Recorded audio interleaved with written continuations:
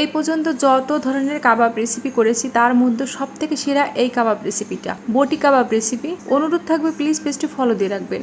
আপনাদের একটা like comment share আমাকে অনেকটা অনুপ্রাণিত করে।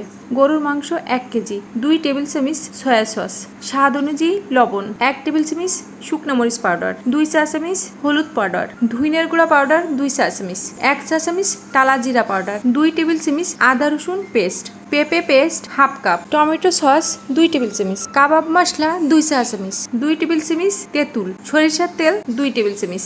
ভালো করে মেখে নিয়ে রেস্টে রেখে দিতে হবে 1 ঘন্টার জন্য। কাঠিতে গেঁথে নেওয়ার আগে আবারও একটু ভালো করে মেখে নিতে হবে মাংসগুলো। ফ্রাই প্যানে সরিষার তেল দিয়ে কাঠিগুলো দিয়ে দিতে হবে। ঢাকনা দিয়ে ঢেকে দিয়ে অল্প আঁচে রান্না করতে হবে। মাঝে মাঝে কাঠিগুলো নেড়ে চেড়ে দিতে হবে। মাংসের গায়ের পানি যখন শুকিয়ে আসবে ঠিক তখন হাফ কাপ টক মিষ্টি দই দিয়ে আবার একটু নেড়ে চেড়ে দিতে হবে। এরপরে রান্না করে নিতে হবে 10 মিনিট।